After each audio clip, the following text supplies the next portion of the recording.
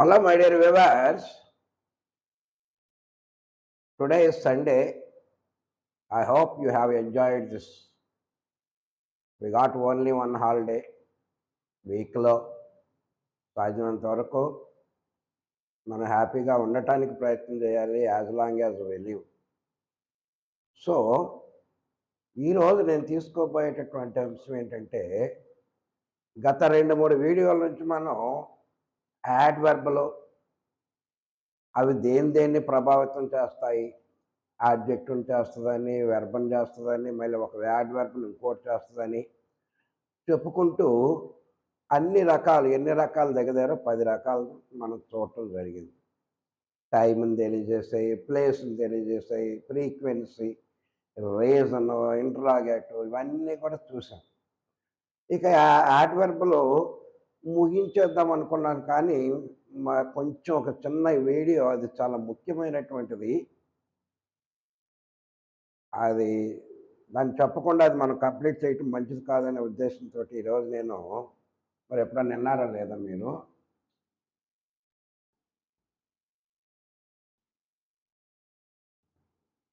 యాడ్వర్బల్ phrase. సహజంగా adverb అంటే ఏంటి? వెర్బ్ యొక్క గుణాన్ని తెలియజేస్తుంది. ఇవి యాడ్జెక్టివ్ గుణాన్ని కూడా తెలియజేస్తామని చెప్పుకున్నాం. అంటే ఏ విధంగా జరిగింది, ఎలా జరిగింది, ఎక్కడ జరిగింది, ప్రశ్నించిందా, ఇవన్నీ కూడా చూస్తాం. మరి ఇది ఫ్రేజ్ ఏంటండి? యాడ్వర్బల్ ఫ్రేజ్ అంటే కంపల్సరీగా యాడ్వర్బ్ ఉంటుందన్నమాట. యాడ్వర్బ్ కంపల్సరీగా ఉండి ఈ ఫ్రేజ్ అనేటటువంటి దాంతో మింగిల్ అయి ఉంటుంది. సరే, ఫ్రేజ్ అంటే ఏంటో తెలియాలి కదా మనకి. సరే, ఆ ఫ్రేజ్ నిర్వచనం ఏంటి?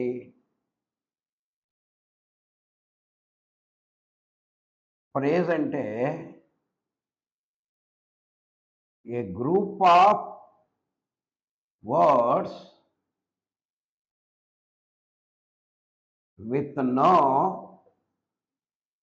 subject and verb in it. A group of words with no subject and verb in it.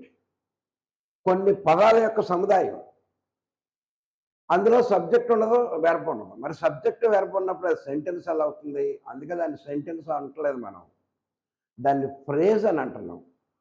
అంటే అదేంటి? దాని సొంతగా అది నిలబడలేదు. ఉదాహరణ ఇక్కడ చూడండి,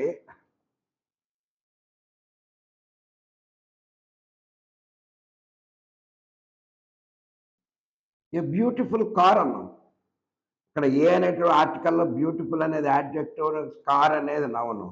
ఇక్కడ సబ్జెక్ట్ లేదు, ఏ సబ్జెక్ట్ కాదు కదా. ఈ బ్యూటిఫుల్ అనేది వెర్బ్ కూడా కాదు. ఇక్కడ వెర్బ్ లేదు, సబ్జెక్ట్ లేదు. అందుకే ఇది సొంతగా నిలబడలేదు. కానీ దీనికి అర్థం ఉంది. ఒక అందమైన కారు, ఒక అందమైన కారుని గాలిలో అనేస్తే అలాగా ఐ హ్యావ్, అప్పుడు వెర్బ్ వచ్చింది. ఐ అనే సబ్జెక్ట్ వచ్చింది, అప్పుడే సెంటెన్స్ అయింది. కానీ ఇక్కడ ఏమీ లేదు కనుక ఇలాంటి వాటిని ఏమంటాం మనం? ఫ్రేజ్ అని అంటాం. ఏ గ్రూప్ ఆఫ్ వర్డ్స్, ఇదిగో group of words with no subject, subject లేదు, and verb in it, verb కూడా లేదు. అవి ఏం చేస్తాయి? ఇక్కడ యాడ్వర్బ్ పక్కన చేస్తాయి.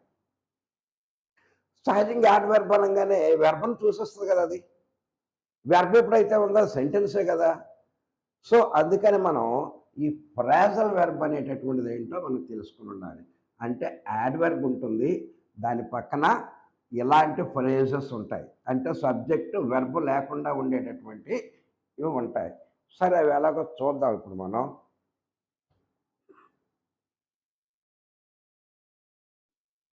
ఇక్కడ చూడండి, నేను Ravi speaks English amazingly well. Ravi speaks మాట్లాడతాడు దేన్ని? ఇంగ్లీష్ని. ఎలా మాట్లాడతాడు? అమేజింగ్లీ వెల్, అద్భుతంగా. అమేజింగ్లీ వెల్ అంటే ఏంటి? అద్భుతంగా మాట్లాడతాడు. అంటే ఈ స్పీక్స్ అనేటటువంటిది అతని యొక్క మేనర్ని తెలియజేస్తుంది. హౌ అతను ఎలా మాట్లాడాడు. సో దీన్ని బట్టి ఏంటి మనకి ఇది యాడ్వర్బ్ అని తెలుస్తుంది మనకి. ఈ యాడ్వర్బ్ దేన్ని తెలియజేస్తుందంటే హౌ అతను ఎలా మాట్లాడుతున్నాడు అని మనం చెప్పుకున్నాం కదా. ఎక్కడ ప్లేస్‌లో ఏ ప్లేస్‌లో జరిగింది, ఏ టైంలో జరిగింది, జరగటానికి రీజన్ ఏంటి, ప్రశ్న ఇలాగ ఉన్నాయి కదా. అందులో మేనర్‌ని తెలియజేస్తుందనమాట. మీరు ఎప్పుడైనా డౌట్ వచ్చిందా? ఒక Ravi subject, verb speaks, English object, amazingly well. ఇప్పుడు వరకు ఏమనుకున్నాం మనం? యాడ్వర్బ్ అనుకున్నాం. ఏ యాడ్వర్బ్? మేనర్ అంటే ఎలా మాట్లాడుతున్నాడు, హౌ అనేటటువంటిది అండి. కానీ ఎవరైనా అమేజింగ్లీ, వెల్ ఈ రెండు ఏ పదాలు అవుతాయండి అని మనకి ఎప్పుడైనా డౌట్ వచ్చిందా? ఇవి చెప్పగలిగాం. రవి సబ్జెక్ట్ వెర్బ్ చెప్పాం, ఆబ్జెక్ట్ చెప్పాం, అమేజింగ్లీ వెల్ ఈ రెండు కలిసి ఏమవుతాయి? ఈ రెండు కలిస్తే ఫ్రేజ్ అవుతుంది. ఏది మనం చెప్పుకున్న రూల్ ఉంది కదా, ఈ గ్రూప్ ఆఫ్ వర్డ్స్. ఫ్రేజ్ అంటే ఏంటి? కొన్ని పదాల యొక్క సముదాయం.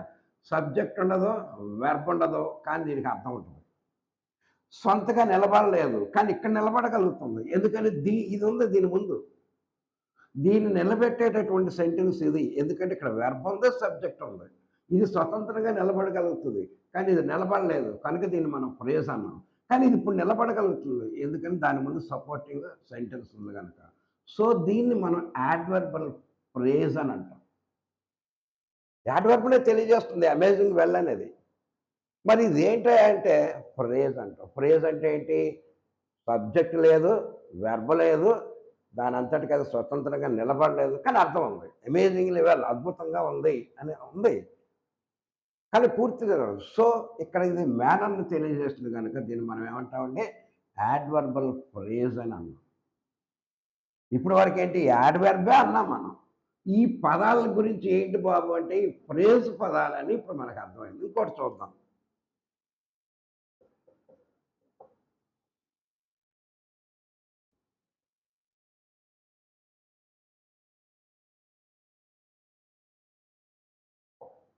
Sita is walking.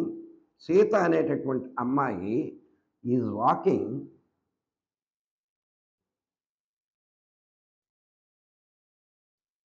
Like a snail.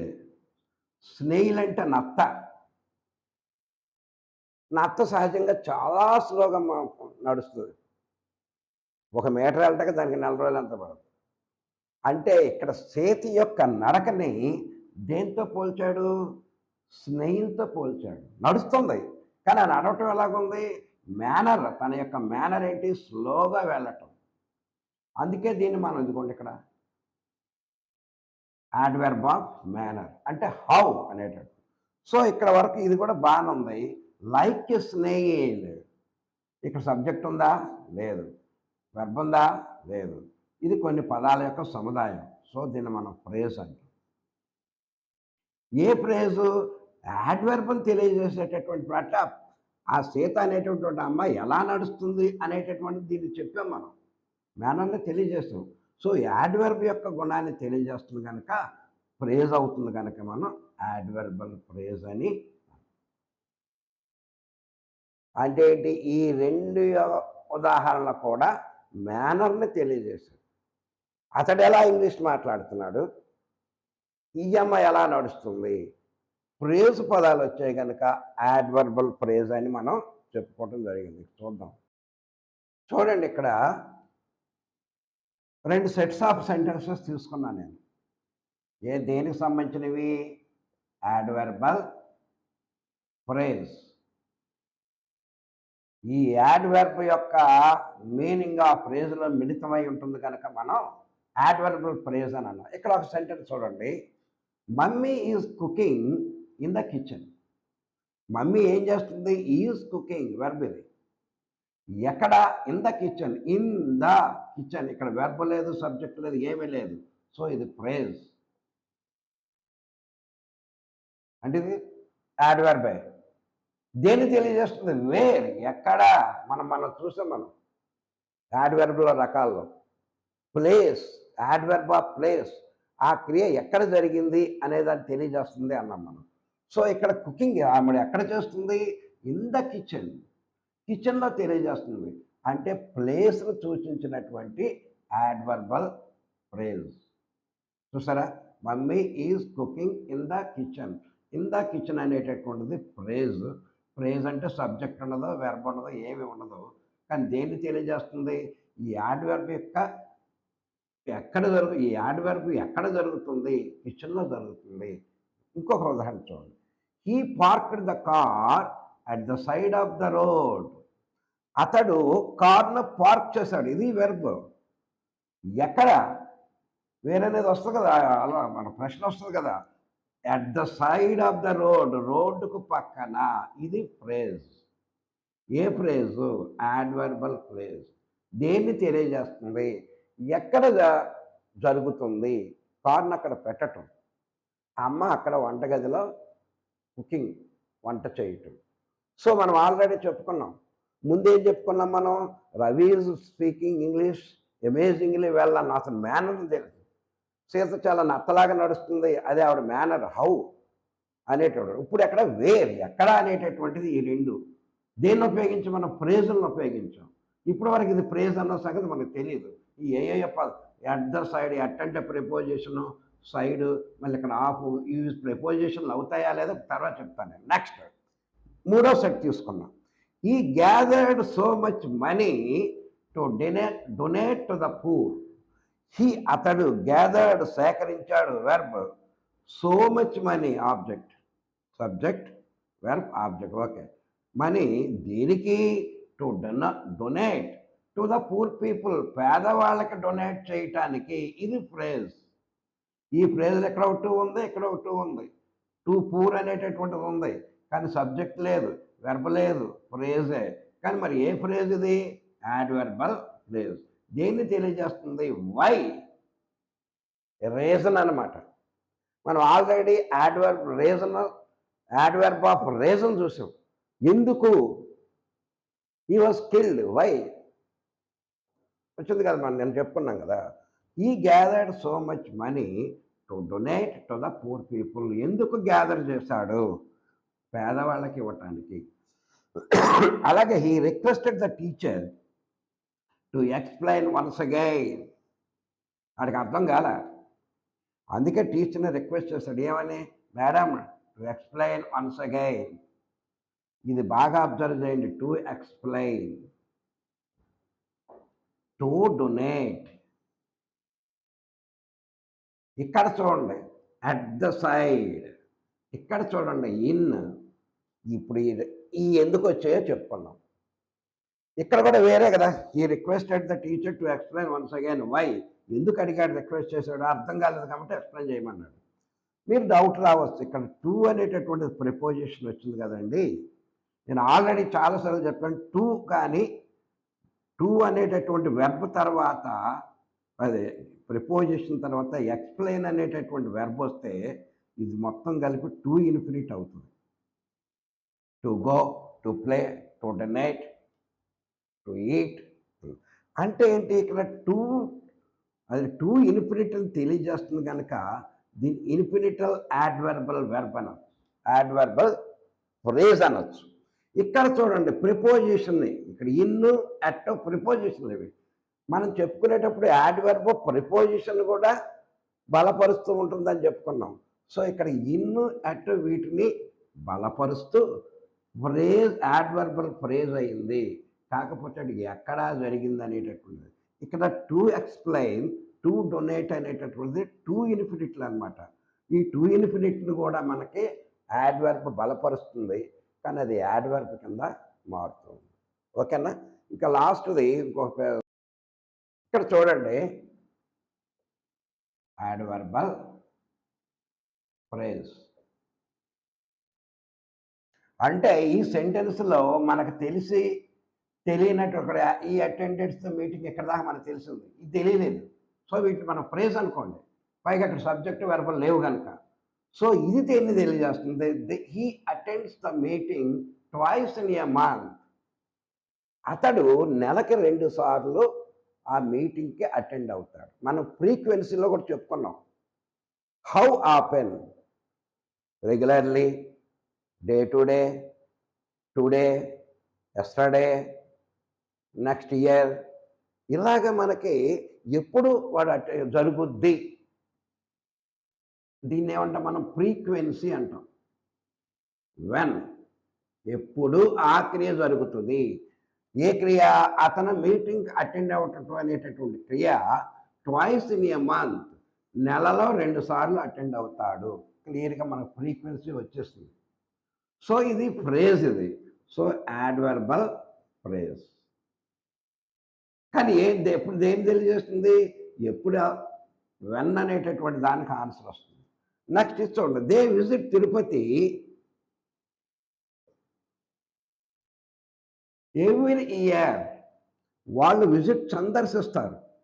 తిరుపతిని సందర్శిస్తారు. సబ్జెక్టు, వెర్బ్, ఆబ్జెక్టు రాదు ఇక్కడికి. కాకపోతే ఇక్కడ ఎవ్రీ ఇయర్ అనేటటువంటి కొన్ని పదాలు ఉన్నాయి. ఆ పదాలు ఉన్న దానికంటే ఫ్రేజ్ అన్నాం మనం. వాళ్ళు వెళ్తారు. ప్రతి సంవత్సరం వాళ్ళు విజిట్ చేస్తారు. ఇక్కడ ఫ్రీక్వెన్సీ ఏంటి? Every year.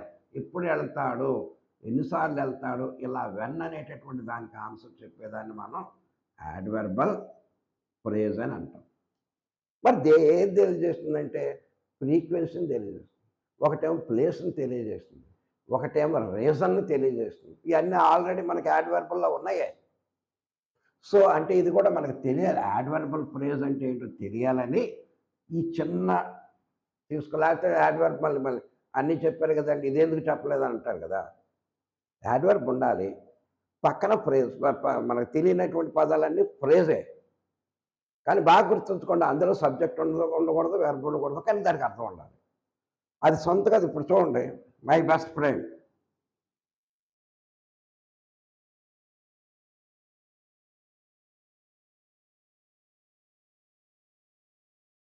My best friend, ఇందులో నా యొక్క మంచి స్నేహితుడు, ఇది అర్థం ఉంది. కానీ మరి వాక్యం అవ్వాలంటే సబ్జెక్ట్ వెర్బులు ఉండాలి కదా. ఇక్కడ సబ్జెక్ట్ లేదు. మై అనేది సబ్జెక్ట్ కాదు, ఇది ప్రొనౌన్. ఇది ఏ pronoun? Possessive pronoun. So my best friend, ఈ పదాలకి నా యొక్క మంచి స్నేహితుడు అని ఉంది, కానీ ఇది సెంటెన్స్ అవ్వదు. ఎందుకంటే సబ్జెక్ట్ లేదు, వెర్బ్ లేదు. కనుక ఇది ఏమవుతుంది? ఫ్రేజ్ అవుతుంది. అది యాడ్జెక్టివ్ చేరుకోకుండా యాడ్జెక్టివల్ ఫ్రేజ్ అవుతుంది. యాడ్వర్బ్ పక్కన చేరిందనుకోండి, ఈరోజు మనం చర్చిందంతా కూడా యాడ్వర్బల్ ఫ్రేజ్. అంటే ఆ ఫ్రేజు యాడ్వర్బ్ తోటి ప్రభావితం కాబడుతుంది. అంటే ఎక్కడ జరిగింది, ఎప్పుడు జరిగింది, ఎలా ఎందుకు జరిగింది, ఇవన్నీ కూడా తెలియజేస్తాయి కనుక మనకి ఈ చిన్నది యాడ్వర్బల్ ఫ్రేజ్ అనేది. ఇక్కడితోటి మనం యాడ్వర్బులతో నిన్న చెప్పినటువంటి దానికి అస్సలు వ్యూస్ రాలే మరి. అంటే ఎందుకులే యాడ్వర్బులు చాలాసార్లు చెప్పారు కదా, బోర్ కొడుతుందని వద్దనుకున్నారో ఏంటో మరి. Everything is important. Grammar part కూడా. చాలామంది మైండ్ సెట్ ఎలాగుంటుందంటే, మాకు వెంటనే ఇంగ్లీష్ రావాలి, వెంటనే గ్రామర్. మరి చక్కగా ఏదంటే అదే తమ్మునేలు పెట్టి ఆహా అద్భుతంగా వచ్చేస్తుంది 2 రోజులు అంటే అది చూస్తారు. దట్ ఈజ్ నాట్ అంత ఈజీ కాదు. కష్టపడాలి, కొంచెం నేర్చుకోవాలి, మన ప్రయత్నం మనం చేయాలి. నేను ఎంత చెప్పినా కానీ, ఎవరెంతమంది చెప్పినా కానీ మనం రకరకాలుగా ఫాలో అవ్వచ్చు. చాలా వీడియోస్ యూట్యూబ్లో చేస్తున్నారు. ఎవరి పందా వాళ్ళది. ఇంకా ఫాలో అన్నీ చూడటం మంచిదే. వాళ్ళు చెప్పిందే మనం వినాలంటే కాదు. We have to practise it also. Practice makes man perfect. మనిషిని ప్రాక్టీస్ చేయటం వల్ల అతను చాలా పర్ఫెక్ట్ అవుతాడు. అందుకే speak whatever English you know. A English whether is broken English, rotten English, whatever it may. ఎవడో ఏదో అనుకుంటాడు అనుకోండి, అందులో స్పోకెన్ ఇంగ్లీష్కి పెద్ద గ్రామర్ అవసరం, ఏదో మాట్లాడండి. అలా మాట్లాడుతున్నా కొద్దిగా మీకు పర్ఫెక్ట్నెస్ వస్తుంది. అయ్యోయ్యో టీవీ చూడాలి, అందులో వార్తలు మీకేం అర్థం కాదు. రాను అర్థం. అలాగే సినిమాలు, ఇంగ్లీష్ మూవీస్ చూడండి, అది కొంచెం అది ఇంటోనేషన్ అంటే అమెరికా వాళ్ళదే కనుక ఎస్ అంటే అది ఉచ్చారణ కొంచెం కష్టం ఉంది. నాకు కూడా అంతే స్టార్టింగ్లో. ఓ అని అంటున్నాడు వాడు. ఈ ఓన్ అంటే ఓడబ్ల్యూఎన్ ఓఎన్ ఆనా అని అర్థం చేసుకుంటే చాలా బెట్టు. ఆనట్ మీద అన్నట్టు ఓ అని అంటున్నాడు. ఓహో అలాగా. మోటేల్ అంటున్నాడు. అదేదో వేరే పదం అనుకున్నాం. మోటేల్ అంటే ఏంటి? హోటల్ని మన హోటల్ అంటాలి. మోటెల్, ఎంఓటీఎల్. అర్థమవుతుంది, పెద్ద కష్టమేం కాదు. మీ ప్రయత్నం కూడా మీరు చేయండి. కంఠస్థం చేయి పలానా రోజున అప్పచెప్పాలని లేదు కదా! జస్ట్ మీరు ఖాళీగా ఉన్నప్పుడు రెఫర్ చేయండి. చాలా ఇంపార్టెంట్ గ్రామరే ఇది. స్పోకెన్ ఇంగ్లీష్‌కి పనిచేస్తది, ఎగ్జామ్స్‌కి పనిచేస్తది. రిటెన్ మనం ఏదైనా డాక్యుమెంట్ రాయాలన్నా కూడా చాలా అద్భుతంగా పనిచేస్తది. So, my dear viewers, that is it for today. Enjoy the Sunday. And in the next video, the very most important aspect I am going to bring to your notice, that is phrase verbs. ఇప్పుడు add verbal కాదు, verb యొక్క phrase ఏంటో మీకు తర్వాత తెలుసుకోవటం. So that is it for today my dear viewers. Thank you. Please subscribe.